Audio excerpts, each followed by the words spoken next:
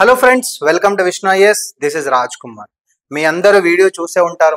మనం lazy prep అనే ఒక కొత్త సిరీస్ స్టార్ట్ చేస్తున్నాం. దీంట్లో ఏంటి అని అంటే మనం లాస్ట్ వీక్లో ఏవైతే కరెంట్ అఫైర్స్ వచ్చి ఉంటాయో వాటిలో day wise subject wise current affairs మనం ఇక్కడ డిస్కస్ చేయబోతున్నాం. అంటే వీక్లీ కరెంట్ అఫైర్స్ ప్రతిరోజు ఒక సబ్జెక్ట్, దాని మీద ఉన్నటువంటి ప్రిలిమ్స్ ఓరియంటెడ్లో కావచ్చు, లేకపోతే గ్రూప్ 1 లేకపోతే యూపీఎస్సీ ప్రిపేర్ అవుతున్నట్టయితే కనుక మెయిన్స్ ఓరియంటేషన్లో కావచ్చు, ఇక్కడ మీకు ఎడిటోరియల్ అనాలిసిస్ కైండ్ ఆఫ్ థింగ్తో పాటు మీకు ఎంసీక్యూస్కి కూడా హెల్ప్ అయ్యేలాగా మనం ఈ సిరీస్ అనేది ప్లాన్ చేస్తాం అనమాట. The name is lazy prep. So don't be lazy in your preparation. Okay, so before going further, before starting the video, please do like, share and subscribe to our channel. Let's get into the video. ఈ వీడియోలో మనం ఏం చూడబోతున్నామంటే the number 1, age of consent debate in India and its socio legal implications. Consent అంటే సమ్మతి. సమ్మతి తెలిపే వయస్సు ఏంటి? 18 సంవత్సరాల, దాన్ని తగ్గించాలా ఏంటి అనేది మనం ఇక్కడ మాట్లాడుకుందాం. And its socio economic implications. Next, merit scheme, multi disciplinary education and research improvement in technical education. Industry led education అనేది మనం ప్రొవైడ్ చేస్తున్నామా? మన కరికులం ఎట్లా ఉండాలి, మన అకాడమీ ఎలా ఉండాలి అనేది మనం ఇక్కడ డిస్కస్ చేద్దాం. Next, concerns over section 152 of the Bharatiya Nyaya Sanhita. రీసెంట్గా మనకు తెలుసు ఇండియన్ పీనల్ కోడ్ని రీప్లేస్ చేస్తూ భారతీయ న్యాయ సంహిత వచ్చింది. So this talks about sedition అనమాట. దేశద్రోహం అనే దాని మీద ఈ పర్టికులర్ సెక్షన్ అనేది డిపెండ్ అయి ఉంటుంది. దాని గురించి మనం మాట్లాడదాం. అండ్ సభాసార్ ఏఐ టూల్, గ్రామ సభాస్ లేకపోతే విలేజ్ పంచాయత్ లెవెల్ డిజిటలైజేషన్ కోసం. And at the same time national Anubhav awards. Government employees ఎవరైతే ఉంటారో వాళ్ళ యొక్క అనుభవాలు, వాళ్ళ యొక్క ఎక్స్పీరియన్సెస్ షేర్ చేసుకునేటువంటి ఒక పోర్టల్ అనమాట. దానికి సంబంధించినటువంటి అవార్డ్స్. ఈ 5 టాపిక్స్ని మనం ఈరోజు ఈ వీడియోలో డిస్కస్ చేయబోతున్నాం. ఠీకే. Number 1, age of consent debate in India it's it's socio legal implications. మనందరికీ తెలుసు రీసెంట్గా సుప్రీంకోర్టులో Nipun Saxena and union of India case అనేది ఒకటి వచ్చింది. దీంట్లో ఏంటనంటే ఏజ్ ఆఫ్ కన్సెంట్ ఏదైతే ఉందో, POCSO act, protection of children from sexual offences act 2012, దీని ప్రకారము 18 years ఉంది కదా. దీన్ని ఇంకొంచెం తగ్గియాలి అనే విధంగా అయితే సుప్రీంకోర్టులో కేసు పడింది. ఎందుకనంటే ఒకవేళ మనం తగ్గిస్తే కనుక, ఒకవేళ మనం 18 నుంచి ఏజ్ అనేది కనుక తగ్గిస్తే the debate highlights the tension between protecting vulnerable minors from exploitation and recognizing adolescent autonomy in relationships అనేది ఏర్పడుతుంది అని చెప్పడం జరిగింది. But who is a child? మనం చైల్డ్ అని ఎవరిని అంటాం? లైక్ డిఫరెంట్ సెక్షన్స్, డిఫరెంట్ యాక్ట్స్లో డిఫరెంట్గా మనకి ఇక్కడ ఇవ్వడం జరిగింది. Number 1 is the majority act 1875 ఏం చెప్తుందనంటే 18 years ఉంటే కనుక వాళ్ళు మేజర్ అని చెప్తుంది. Next 61st constitutional amendment act ఏం చెప్తుందంటే ఇది కూడా 18 years చెప్తుంది. పాక్సో యాక్ట్ కూడా 18 years చెప్తుంది. రైట్ టు ఎడ్యుకేషన్ యాక్ట్ 2009 ఏం చెప్తుందనంటే చైల్డ్ ఈ సమ్వన్ బిట్వీన్ 6 to 14 years. అంటే ఒక్కొక్క దాని యొక్క థీమ్ని బట్టి, ఇప్పుడు ఫర్ ఎగ్జాంపుల్ ఎడ్యుకేషన్ గురించి మాట్లాడుకుంటున్నాం కాబట్టి child is between 6 to 14 years of age. And then child labour amendment act 2016 says child is someone under the age 14 and adolescent is age between 14 to 18. చిన్నపిల్లలు చైల్డ్ ఎవరంటే 14 years వరకు ఉన్న వాళ్ళు child అని, 14 to 18 years వాళ్ళకు ఉన్న వరకు adolescent అని, కౌమార దశలో ఉన్న వాళ్ళని చెప్పి ఈ చైల్డ్ లేబర్ అమెండ్మెంట్ యాక్ట్ అనేది చెప్పడం జరుగుతుంది.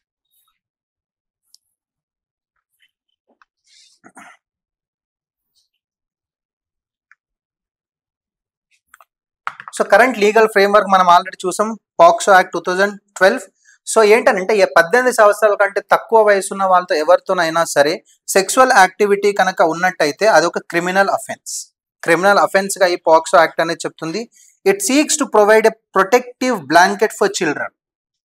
అంటే సెక్సువల్ ఎక్స్ప్లాయిటేషన్ జరగకుండా ఒక ప్రొటెక్టివ్ బ్లాంకెట్ లాగా మనకి ఈ పాక్సో యాక్ట్ 2012 అనేది పనిచేస్తుంది. That to 18 years of age. Treats consensual adolescent relationship, that is 16 to 18, as same as exploitative abuse leading to over criminalization. ఒకవేళ కన్సెన్సువల్ అఫేర్స్ అంటే 16 to 18 years ఉన్న వాళ్ళ మధ్యలో ఏదైనా కూడా సమ్మతి ద్వారా జరిగినటువంటి సెక్సువల్ యాక్టివిటీ ఏదైనా ఉన్నా కూడా దాంట్లో కూడా ఏంటంటే వాళ్ళు 18 years కంటే తక్కువ ఉన్నారు కాబట్టి ఇది కూడా క్రిమినలైజ్ చేస్తుంది ఆ వ్యక్తుల్ని. So that is what it is talking about. So ఎందుకు సార్ మనం ఇది లోవర్ చేయకూడదు అని అంటే, number 1 is vulnerability of marginalised girls. ఒకవేళ 18 సంవత్సరాల కంటే తక్కువ ఉన్న పిల్లలు అంటే మైనర్స్ ఎవరైనా ఈ సెక్షువల్ యాక్టివిటీలో పాల్గొంటున్నారు, లైక్ సెక్షువల్గా ఎక్స్ప్లాయిట్ అవుతున్నారు అంటే, ఒకటి చైల్డ్ మ్యారేజ్ జరిగిందని అనుకుందాం ఫర్ ఎగ్జాంపుల్.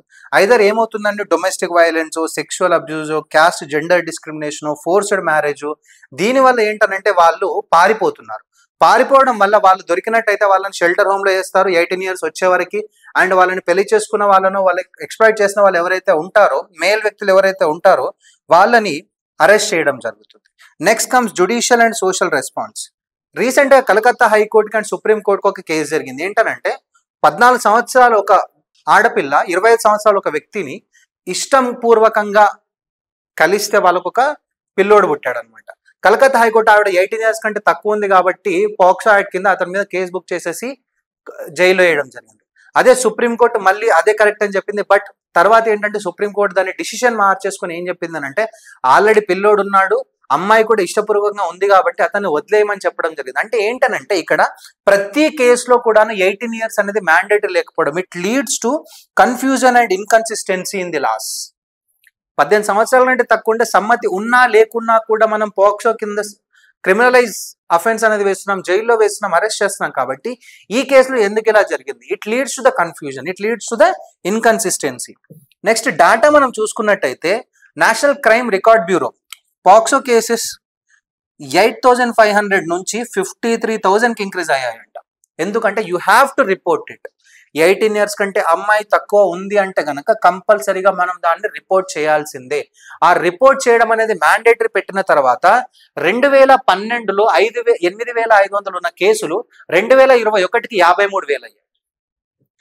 ప్రజా ఫౌండేషన్, ముంబైలో ఉన్నటువంటి ప్రజా ఫౌండేషన్ 2021లో వచ్చిన రిపోర్ట్ ప్రకారం 54% of the POCSO cases involved partners or friends with promises of marriage.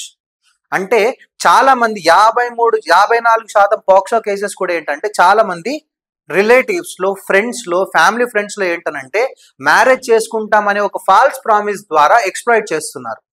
Next 1.6 million child marriages in India but only 900 registered cases. 1.6 million child marriage జరిగితే దాంట్లో కేవలం 900 మాత్రమే రిజిస్టర్డ్ కేసెస్ ఉన్నాయి. Because everything is driven by poverty, lack of education, patriarchy, పితృస్వామ్య వ్యవస్థ, fear of premarital sex rather than tradition. ఎందుకు sir చిన్నపిల్లలకే పెళ్లి చేస్తున్నారంటే, ఒకటి పావర్టీ, పేదరికం, చదువులేకపోవడం, పితృస్వామ్య వ్యవస్థ, ఆడపిల్లలు పుట్టగానే వాళ్ళు మెచ్యూర్ అవ్వగానే పెళ్లి చేసేయాలనే ఒక system. Next comes fear of premarital sex rather than tradition. పెళ్లి చేయాలని ఒక ట్రెడిషన్ చేయడం కాదు, ఒకవేళ పెళ్లి చేయకుండా మన దగ్గర ఉంచుకుంటే ఆ అమ్మాయి పెళ్లికి ముందే సెక్స్ లో పాల్గొనే అవకాశం ఉండొచ్చు, సెక్సువల్ గా ఎవరైనా ఎక్స్ప్లాయిట్ చేయొచ్చు అమ్మాయిని, అంటే ఒక వల్నరబిలిటీ సెక్షన్ కదా మనకి. సో దానివల్ల ఏంటంటే ఈ కైండ్ ఆఫ్ రీజన్స్ వల్ల చైల్డ్ మ్యారేజెస్ అనేవి చాలా ఎక్కువ జరుగుతున్నాయి. బట్ దాంట్లో రిజిస్టర్డ్ కేసెస్ అనేవి చాలా తక్కువ ఉన్నాయి. Next the consent of dilemma. The consent dilemma, ఆ సమ్మతి అనేది ఎలా ఉంది? నేచర్ ఆఫ్ కన్సెంట్ ఏంటి? జెన్యూనా, రిలక్టెంటా, ఫోర్స్ఫుల్ గా? సమ్మతి ఓన్ గా చెప్పడం జరిగిందా, లేకపోతే ఎవరైనా ఫోర్స్ఫుల్ గా బలవంతంగా చెప్పించడం జరిగిందా, మ్యానిపులేట్ చేయడం జరిగిందా అనేది ఇంపార్టెంట్. జ్యుడిషియల్ ఛాలెంజ్ ఏంటంటే ఇప్పుడు they have to get the differentiation between consensual and exploitative cases under a rigid legal framework. అసలు సమ్మతి ద్వారా జరిగిన దానికి, లేదంటే ఎక్స్ప్లాయిట్ చేయడం, బలవంతంగా చేయడం, ఎక్స్ప్లాయిట్ చేయడం, కొయర్స్ చేయడం, వీటికి ప్రాపర్ డిఫరెన్షియేషన్ చేస్తే కానీ మనకి ఈ పర్టికులర్ కేసులో ఏంటి అని అంటే మనకు we can't come to a conclusion. Next comes elopement paradox. Girls face social stigma, isolation, pregnancies, yet the law criminalizes their relationships instead of addressing their vulnerabilities. సరే ఓకే, మనం అబ్బాయిల్ని తీసుకొని వెళ్ళిపోతున్నాం, జైల్లో వేస్తున్నాం, అరెస్ట్ చేస్తాం, that is fine. But what about the girls? Pregnancies వస్తాయి, ఒకవేళ అలా జరిగింది, కోర్టు కేసులు ఇవన్నీ జరుగుతున్నాయి అంటే వాళ్ళకి ఐసోలేట్ చేయడం జరుగుతుంది, సమాజం బహిష్కరిస్తుంది, వాళ్ళని చిన్న చూపు చూస్తుంది. అట్లాంటి వాళ్ళకి మనం ఎటువంటి హెల్ప్ చేయాలి? ఇప్పుడు ఏదైతే సుప్రీంకోర్టులో అతను 14 సంవత్సరాల అమ్మాయి ఓకే చెప్పింది, పిల్లోడు ఉన్నాడు కాబట్టి మనం వాళ్ళ మ్యారేజ్ కి సమ్మతి తెలిపాము, వాళ్ళ మ్యారేజ్ కి ఓకే చెప్పాము. But maybe we have to do something like that, just to make sure కి ఏంటనంటే మన ఆడబిడ్డలు ఎవరైతే ఉన్నారో వాళ్ళకి అన్యాయం జరగకుండా. Okay, but there are like so many risk. ఒకవేళ మనం ఏజ్ ఆఫ్ కన్సెంట్ కనుక మనం తగ్గించినట్టయితే, 18 కంటే తగ్గించినట్టయితే చాలా రిస్క్లు ఉంటాయి. చైల్డ్ మ్యారేజెస్ పెరిగిపోతాయి, ఎక్స్‌ప్లాయిటేషన్ జరుగుతుంది. could reduce safeguards for vulnerable girls in patriarchal poverty-stricken context. Risk of coercion being normalized under the guise of consent. అంటే సమ్మతి తెలిపారు అనే ఒక నెపంతో వాళ్ళని చిన్నపిల్లలప్పుడే పెళ్లి చేసేయడాలు కావచ్చు, లేకపోతే ఈ పాట్రియార్కల్ సొసైటీలో, ఈ పావర్టీ రిడెన్ సొసైటీలో వాళ్ళకి చిన్నగున్నప్పటి నుంచి ఆ ఎక్స్‌ప్లాయిటేషన్ అనేది స్టార్ట్ అవుతుంది. బట్ పొటెన్షియల్ బెనిఫిట్స్ ఏమిటి అంటే డీక్రిమినలైజెస్ కన్సెన్సువల్ అడల్సెంట్ రిలేషన్షిప్. సమ్మతి ద్వారా జరిగినటువంటి కౌమార దశలో జరిగినటువంటి వీటన్నింటిని కూడా మనం ఏంటంటే డీక్రిమినలైజ్ చేసిన వాళ్ళం అవుతాం. Next recognises adolescent autonomy in a realistic manner. These are like implications for this blanket reduction of age. So we have to come up with this balancing act, socio cultural realities we have to see, and we should fill that implementation gaps. Plan చేయడం కాదు, ఆ plan implement చేయడం is also a bigger thing here. The way forward is clear. Nuanced legal reform we should get. Exploitative ki, non-exploitative ki, consensual ki, non-consensual relationships మనం find out చేయాలి. Strengthen the safeguards, survivor-centric legal aid, child-friendly courts, rehabilitative support ఇవన్నీ కూడా మనం provide చేయగలగాలి. Comprehensive sex education is needed and we have to give this sex education in the school age itself. Next, community interventions is needed. What are the community interventions? Poverty we have filled చేయాలి, income support provide చేయాలి, legal aid provide చేయాలి, caste gender discrimination తగ్గించాలి, early marriage తగ్గించాలి. వీటన్నిటిని మనం reduce చేయగలిగితే ఏంటనంటే the age of consent లో ఏంటనంటే మనం ఏజ్ ని కూడా రెడ్యూస్ చేయొచ్చు. So this is very very important, but we have to come up with a balanced context sensitive approach towards this exploitation. That is very very important amma. Okay, and we have given a mains question as well. Okavela meer mains ki prepare avutunnarante we have given a mains question. The ongoing debate on lowering the age of consent under the POCSO Act reflects the tension between protecting minors from exploitation and recognizing adolescent autonomy. Provide చేస్తున్నామా లేదా, కౌమార దశ యొక్క అటానమీని మనం respect చేస్తున్నామా లేదా అనేది important. Critically examine the socio legal frameworks of lowering the age of consent in India. Socio legal implications అంటే మనం ఏవైతే చదువుకున్నామో అవే జస్ట్ ఎలాగో మనం డిస్క్రిప్షన్ లో దీనికి సంబంధించిన PDF లింక్ ఇస్తాము, మళ్ళీ ఒకసారి చదవండి. Try to answer this question. Okay, ఒకవేళ మీరు రాసినట్టయితే కంపల్సరీగా వీడియో కింద డిస్క్రిప్షన్ లో మెసేజ్ చేయండి. So we have given model answer as well. ఇలాగే దింపొద్దు, ఒకసారి కాన్సెప్ట్ నేర్చుకొని రాయడానికి ట్రై చేయండి. ఠీకే. Next comes this merit scheme, multidisciplinary education and research improvement in technical education. It is talking about technical education. See, union cabinet aithe recent ga 25 to 30 ee age lo ee particular years lo ee particular merit scheme naithe approve cheyadam jarigindi. ekkada sir implement chestunnaru anante 275 technical education, దీంట్లో 175 engineering college and 100 polytechnic colleges aithe ivvadam jarigindi for the next 5 years. ఎందుకు sir అంటే just to improve the quality of education, equity and governance in technical education aligned with national education policy 2020. This is very very important అండి. Language issues జరుగుతున్నాయి కంట్రీలో.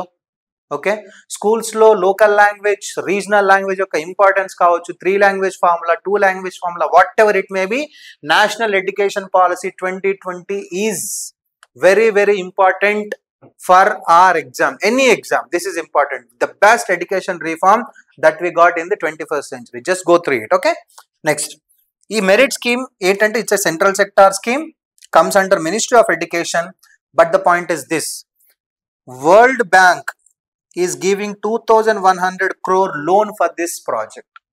World Bank is giving how much? 2100 crore loan to implement this merit scheme. So external assistance is we got.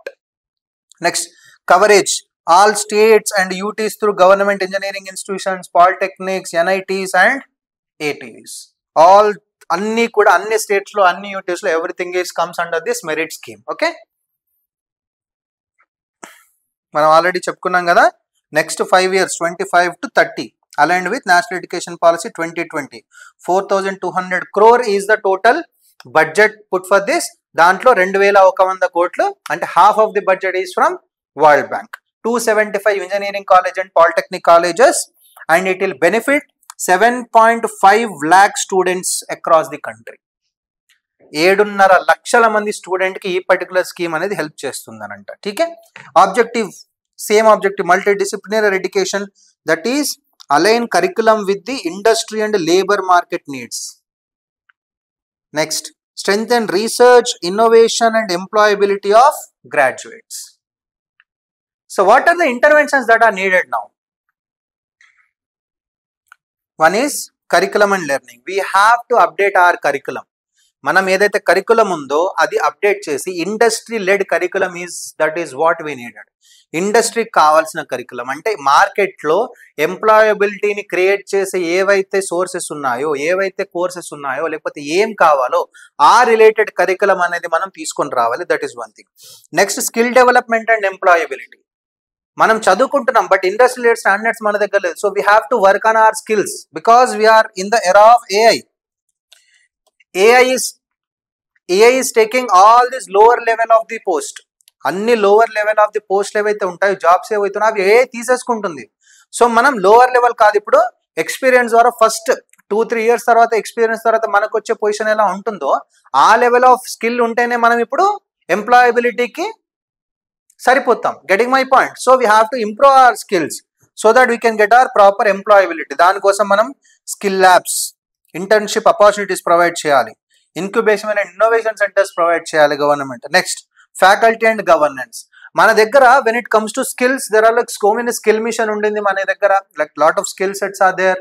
But దాన్ని teach చేయగలిగే faculties మన దగ్గర ఉన్నారా, దానికి సరిపోయే ఫ్యాకల్టీస్ మన దగ్గర ఉన్నారా is also important. Future academic administrator trainings that we need. More focus will be on women faculty, strengthened quality assurance and accreditation mechanisms. So this is what is important. Next, research and digitization. Research hubs in selected institutions. Digitization strategies for technical education in states and UTs. Everything is digitalized now. So we have to focus more on the digitization process. And we have to research hubs అనేవి ప్రతి ఒక్క important or selected institution లో మనం కంపల్సరీగా research hubs అనేవి మనం పెట్టాలి. So that ఏంటంటే ఎవరైతే ఇంట్రెస్టెడ్ స్టూడెంట్స్ ఉన్నారో we can give them a chance to focus more on their research. ఠీకే. But how it will help the sir స్టూడెంట్స్కి, ఇన్స్టిట్యూషన్స్కి సిస్టమ్ వైడ్ ఎట్లా హెల్ప్ చేస్తుంది అనేది ఆల్సో వెరీ వెరీ ఇంపార్టెంట్. స్టూడెంట్కి అయితే ఎంప్లాయబిలిటీకి కావాల్సినటువంటి స్కిల్ సెట్ ఉంటుంది, కరికులం అదే చదువుకొని ఉంటాడు, రీసెర్చ్ హబ్స్ ఉన్నాయి కాబట్టి అతనికి చాలా ఈజీగా హెల్ప్ అవుతుంది. ఇన్స్టిట్యూషన్స్ సార్, గవర్నమెంట్ ఇన్స్టిట్యూషన్స్ అయినా సరే, ప్రైవేట్ ఇన్స్టిట్యూషన్స్ అయినా సరే, ఒక వ్యక్తిని తీసుకొని కంపెనీలో జాయిన్ చేసుకున్న తర్వాత ట్రైనింగ్ ఇచ్చే అవసరం ఉండదు. డైరెక్ట్గా లో లెవెల్ పోస్టులు కాకుండా ఏదైతే కంపెనీలో రిక్వైర్మెంట్ ఉందో దానికి కావాల్సినటువంటి స్కిల్ సెట్ ఆల్రెడీ ఉంది కాబట్టి కంపెనీ డైరెక్ట్గా తీసుకోవచ్చు. It will strengthen innovation and research environment, enhanced governance and accreditation standards, digitization in the education sector, better equity in access to quality technical education. Point is this, this supports NEP 2020 vision of flexible, multidisciplinary and research oriented education. Point ఏంటంటే మన curriculum ఎలా అయితే ఉంటుందో అది fixed curriculum, మళ్ళీ దాంట్లో మనం బయటకు పోవడానికి లేదు, మనకు కావాల్సిన చదువుకోవడానికి లేదు. But this national education policy 2020 ఏంటనంటే మనం సెకండ్ ఇయర్లో కానీ థర్డ్ ఇయర్లో కానీ వాట్ ఎవర్ ఇట్ మేబీ మనకు కావాల్సిన పాత్రలో మనం ఆ పర్టికులర్ ఇయర్లో డైవర్ట్ అవ్వచ్చు అనమాట. Builds on earlier initiative like TEQIP, Technical Education Quality Improvement Program, helps India align with technical education with global standards and domestic industry needs. Again, second mains question. So try to answer this question as well. The merit scheme has been launched to enhance quality, equity and governance in India's technical education system. Discuss its key interventions and significance in the light of National Education Policy 2020. First, read what is National Education Policy 2020. What is the structure of it? Read it. Then try to answer this particular question. Fine. Next comes concerns over section 152 of Bharatiya Nyaya Sanhita. What is this section 152 is talking about? అనేది మనం ఇక్కడ చూద్దాం. Supreme కోర్టులో రీసెంట్గా అయితే చాలా public interest litigations పడ్డాయి regarding this challenging this section 152 of BNS, which replaced colonial sedition law, that is section 124A of Indian Penal Code. Section 152 of Bharatiya Nyaya Sanhita ఏంటనంటే ఇది ఇండియన్ పీనల్ కోడ్ లోని 124A రీప్లేస్ చేస్తుంది. That is sedition law, దేశద్రోహము. Okay, because the court clarified ఏం చేసింది అని అంటే a law cannot be struck down solely because of potential misuse unless it is unconstitutional or vague. అది ఎందుకనంటే మన దగ్గర సెడిషన్ లా అయితే దేశద్రోహం అనేది చాలా మిస్యూజ్ చేసేస్తాడు. ఎవడైనా గవర్నమెంట్కి వ్యతిరేకంగా మాట్లాడంటే వాడిని తీసుకొని పోయి ఈ సెడిషన్ యాక్ట్ పెట్టేసి వాడిని జైల్లో వేస్తారు. అదైతే కామన్ అనమాట. కానీ సుప్రీంకోర్టు ఏం చెప్తుంది అని అంటే ఒక లాని మిస్యూజ్ చేస్తున్నారు కాబట్టి మనం ఆ లాని కొట్టివేయడానికి లేదు. అంటిల్ అండ్ అన్లెస్ అది అన్కాన్స్టిట్యూషనల్, రాజ్యాంగానికి వ్యతిరేకంగా ఏదైనా చేస్తుంది అని అంటేనే మనం చేయాలి అని చెప్పైతే చెప్పడం జరుగుతుంది. But the institutions argue that ఈ 152ని సెడిషన్ కి ప్రాక్సీగా యూజ్ చేసుకుంటున్నారు. ఎవరైతే గవర్నమెంట్ కి వ్యతిరేకంగా నోరు తెస్తున్నారో వాళ్ళని సెడిషన్ కింద లోపల వేయడం జరుగుతుంది అని చెప్పడం జరిగింది. మనందరికి తెలుసు ఇట్ ఈస్ ఇన్ 1870 అంటే బ్రిటిషర్స్ టైంలో ఈ సెక్షన్ 124A అయితే తీసుకురావడం జరిగింది. ఎందుకు ఆ టైంలో నేషనలిస్ట్ మూవ్మెంట్ లో ఉన్నటువంటి వాయిసెస్ ఏవైతే ఉన్నాయో, మన లీడర్స్ ఎవరైతే ఉన్నారో, ఎవరైతే స్వతంత్రం కోసం పోరాడుతున్నారో వాళ్ళ నోర్లు నొక్కేయడానికి ఈ పర్టికులర్ యాక్ట్ తీసుకొని వచ్చారో. మనం చూడండి ఇన్ని సంవత్సరాల మన స్వాతంత్ర భారతదేశంలో మనం ఇంకా వాళ్ళ యాక్ట్సే మనం ఫాలో అవుతున్నాం. పనిషబుల్ విత్ లైఫ్ ఇంప్రిజన్మెంట్, జీవితాంతం జైల్లోనే ఉండాలి. Kedarnath Singh versus state of Bihar in 1962 sedition upheld but restricted only to acts involving incitement to violence or public disorder aligning with article 1962లో state of Bihar versus Kedarnath Singh లో ఏం చెప్పింది అని అంటే సుప్రీంకోర్టు సెడిషన్ అనేది పనిచేస్తుంది కానీ ఎప్పుడంటే but it is restricted only to involving incitement of violence or public disorder. ఏదైనా వైలెన్స్ కి అది దారితీస్తుంది లేకపోతే పబ్లిక్ డిసార్డర్ కి, జనాల మధ్యన చిచ్చు పెట్టడానికి, జనాల్ని రెచ్చగొట్టడానికి అది ఉపయోగపడుతుంది అని అనుకున్నప్పుడు అప్పుడు దాన్ని మనం సెడిషన్ కిందకి తీసుకురావాలి అని చెప్పడం అయితే జరిగింది. But post independence we all know misuse again journalist, activist, dissenters and despite low conviction rates. అంటే వాళ్ళు కేసు వేస్తారు, కోర్టులోకి వెళ్ళిన తర్వాత అది కన్విక్ట్ అవ్వదు, వాళ్ళు రిలీజ్ అయిపోతారు అట్లా అనమాట. Section 152 is talking about criminalizing acts endangering sovereignty, unity, integrity of India. భారతదేశం యొక్క సావరెనిటీ కావచ్చు, యూనిటీని, ఇంటిగ్రిటీని గనక డేంజర్లో పడేసేలాగా ఉంటుంది అని అంటే అప్పుడు మనం ఇది బిఎన్ఎస్ సెక్షన్ 152ని వేస్తాం. Through word spoken, symbols, financial aid, other means ఏ మీడైనా సరే వాడు నోరు తీసినా లేకపోతే అట్లా యూనిటీ అండ్ ఇంటిగ్రిటీకి దెబ్బతీసే వాళ్ళకి ఫైనాన్షియల్ సపోర్ట్ చేసినా సరే వాళ్ళు దీంట్లో పాత్రులే. Cognizable and non cognizable offence. No explicit use of word sedition but retains its essence. ఈ సెక్షన్ 150 ఏంటనంటే సెడిషన్ అనే పదం వాడలే. భారతీయ న్యాయ సంహితలో సెక్షన్ 152 అనేది సెడిషన్ అనే పదం వాడలేదు కానీ సెడిషన్ ఉన్న ప్రావిజన్స్ అన్నీ కూడా దీంట్లో ఉన్నాయి. ఇది ఒక ప్రాక్సీ లాగా పనిచేస్తుంది అని చెప్పి కోర్టులో పబ్లిక్ ఇంట్రెస్ట్ లిటిగేషన్ వేయడం జరిగింది. What is the concerns with this section 152? Vague and lack of definition. What is this endangering sovereignty అంటే ఏంటి, యూనిటీ అంటే ఏంటి, ఇంటిగ్రిటీ ఏంటి అనే పదాలని డిఫైన్ చేయలేదు. తద్వారా ఏంటనంటే గవర్నమెంట్స్ ఏదో ఒకటి చెప్పేసి తోసేస్తూ ఉంటారు లోపల. Low threshold for offence. Use the term knowingly, lowering liability standards. No requirement for clear nexus between speech and violence. మాట్లాడడానికి, వైలెన్స్ క్రియేట్ చేయడానికి మధ్యలో ఉన్నటువంటి ఆ short thin, hair thin gap ఏదైతే ఉందో, హెయిర్ థిన్ సపరేషన్ ఏదైతే ఉందో అది ప్రాపర్గా డిఫైన్ చేయబడలేదు. Chilling effect of free speech. Like sedition it is cognizable and non bailable. Non bailable warrant issue చేస్తారు.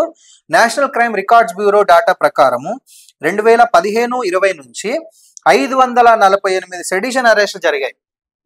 దేశద్రోహం కింద దగ్గర 550 మందిని అరెస్ట్ చేస్తే దాంట్లో ఓన్లీ 12 మాత్రమే కన్విక్ట్ చేయబడ్డారు. అంటే 12 మాత్రమే నిజమైనటువంటి తప్పు చేశారు.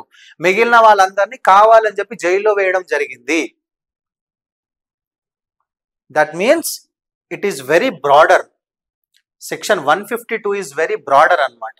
It may worsen the misuse. ఈ మిస్యూజ్ చేయడాన్ని ఇంకా వర్సన్ చేసే ఛాన్స్ అనేది ఉంటుంది.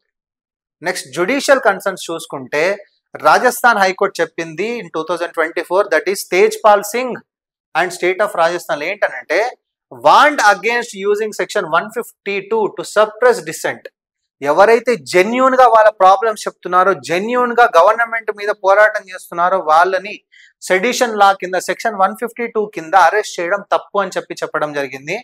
అండ్ ఇన్ 2022లో it has suspended sedition prosecutions due to vagueness and misuse concerns. ठीक है. Next, there are so many judicial precedents balancing free speech. ఏంటవి? Kedarnath Singh, Balwant Singh versus state of Punjab, Shreya Singhal, Javed Ahmad Hajam. So ఇవన్నీ కూడా ఏంటంటే ఫ్రీడమ్ ఆఫ్ స్పీచ్ ని కర్టైల్ చేయడానికి ఇవన్నీ కేసెస్ కూడా మనకి హెల్ప్ అవుతాయి. So just go through it, remember it, it will help you. But argument ఏంటి? 152 నేషనల్ సెక్యూరిటీ కోసం ఇంపార్టెంట్. ఎవరైతే దేశం యొక్క యూనిటీ ఇంటిగ్రిటీని దెబ్బతీయడానికి ట్రై చేస్తారో వాళ్ళని మనం లోపలేయకపోతే మన దేశానికి చీడ పురుగుల్లా మారుతారని చెప్తుంది. Explanatory safe guards. Government argues provision is limited to real threats, not criticism. Legislative power. SC noted that misuse alone is not a ground to strike down the law. Supreme court యొక్క point of view ఏంటంటే అది misuse జరుగుతుంది తెలుస్తుంది, కానీ అది మాత్రమే reason కాదు ఏంటది ఆ కేసుని మొత్తం కొట్టేయడానికి, లేకపోతే ఆ సెక్షన్ 152 మొత్తం కొట్టేయడానికి. Okay.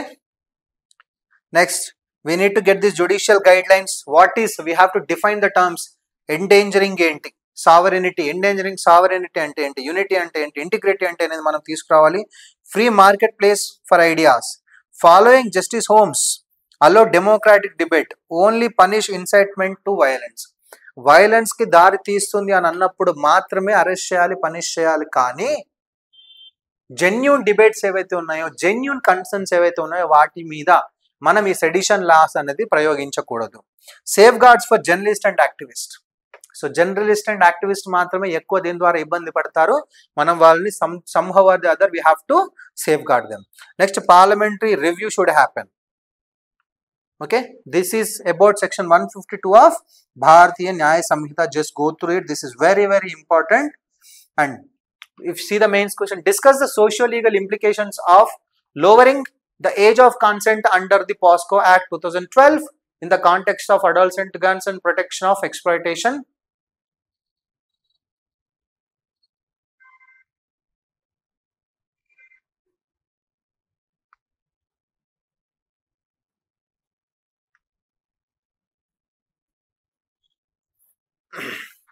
Next comes SabhaSaar AI portal.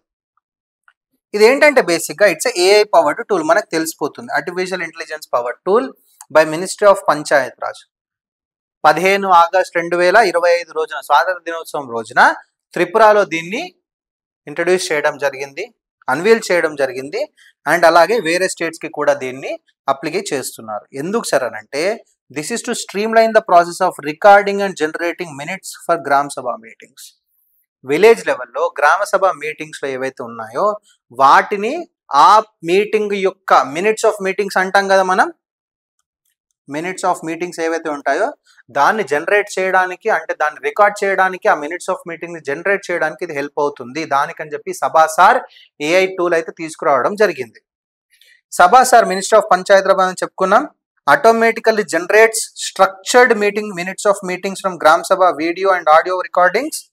Panchayat officials log in using e-Gram Swaraj credentials to upload the recordings. ఏవైతే గ్రామ్ సభ రికార్డింగ్ ఉందో ఈ గ్రామ్ సభ క్రెడెన్షియల్స్ ద్వారా మనం పంచాయత్ రాజ్ అఫీషియల్స్ దాంట్లో అప్లోడ్ చేయగలిగితే అది మినిట్స్ ఆఫ్ మీటింగ్ ని తీసుకొని వస్తుంది.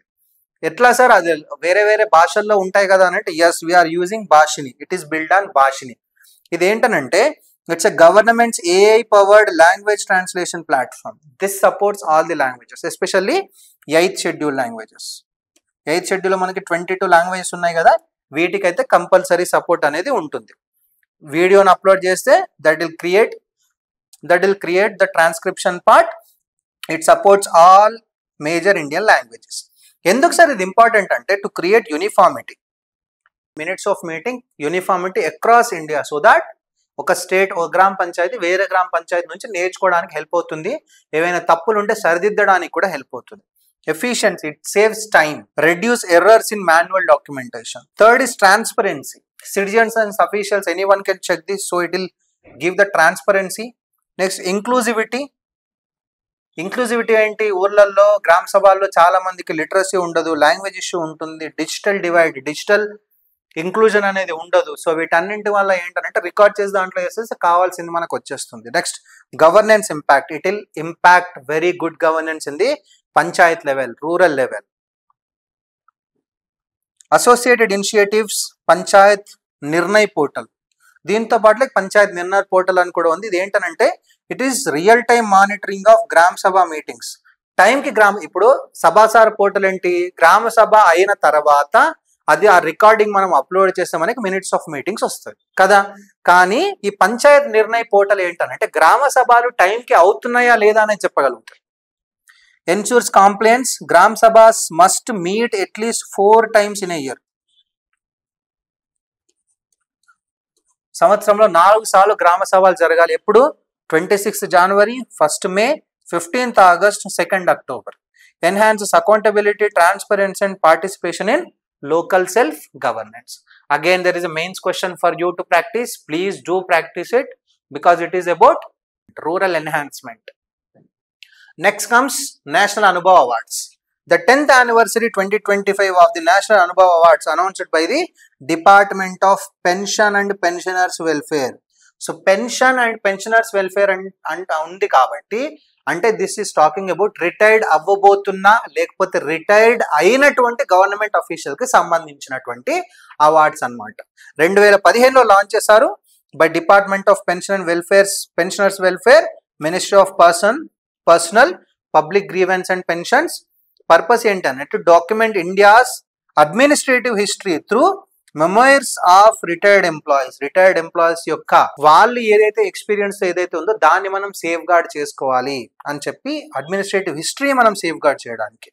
And this is to honour and recognize the contributions of the government employees after superannuation, retired అయిన తర్వాత. Platform is Anubhav portal. అంటే ఏంటి? వాళ్ళ ఎక్స్పీరియన్స్ వాళ్ళ వీడియో రూపంలో కానీ ఆడియో రూపంలో కానీ రాసి కానీ వాళ్ళ ఎక్స్పీరియన్సెస్ వాళ్ళు ఇచ్చినట్టయితే దాన్ని బట్టి వాళ్ళకి అవార్డ్స్ ఇవ్వడం అనేది జరుగుతుంది. ఎలిజిబిలిటీ ఎవరు సార్ అని అంటే retiring within next 8 months or retired within last 3 years. Last 3 సంవత్సరాల్లో రిటైర్ అయినటువంటి ఆఫీసర్స్ కానీ లేకపోతే నెక్స్ట్ 8 నెలల్లో రిటైర్ అవ్వబోతున్నటువంటి ఆఫీసర్స్ కానీ దీనికి eligible. Submission window. They have to submit their write ups on Anubhav portal between 1st April to 31st March 2025 financial year, last financial year. Evaluation. So National Anubhav Awards, Anubhav Jury Awards ఉన్నాయి. So jury awards ఇస్తారు, అలాగే Anubhav awards 2 ఇవ్వడం జరుగుతుంది. So 2015లో inaugural చేశారు 5 national Anubhav awards 10 and 10 national jury అవార్డ్స్లో. ఆ తర్వాత it is 2023లో expanded to include employees of 12 public sector banks plus central public sector enterprises, వీటిని కూడా ఇంక్లూడ్ చేయడం జరిగింది. 2024లో objectivity improved via marking system. 2025 it's 10th edition.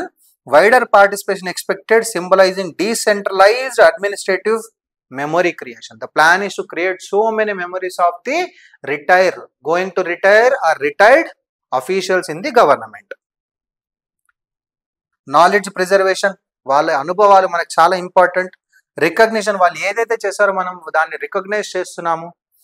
Transparency and accountability is important and it will help with the good governance. రేపటి రోజున ఏదైనా issue వచ్చిందంటే వాళ్ళ అనుభవాలు మనకి హెల్ప్ చేసే ఛాన్స్ అనేది ఉంటుంది. Again there is a mains question for it. National Anubhav award symbolises the preservation of institutional memory in India's governance framework. Discuss the significance for administrative reform and good governance. This is very very important. Just go through it. And ఇదే కాకుండా ఈ రోజు ఇచ్చినటువంటి topics లో we have given some MCQs as well. Just try to answer these MCQs. మీరందరూ కూడా కంపల్సరీగా MCQs answer చేసి కంపల్సరీగా మీరు కామెంట్ సెక్షన్ లో మీ ఆన్సర్స్ ఏంటి 1 2 3 ఏంటి అనేది కంపల్సరీగా పెట్టండి. Okay, so that's it for the day guys. For more information please do like, share and subscribe to Vishnu IAS. All the best, happy learning and Jai Hind.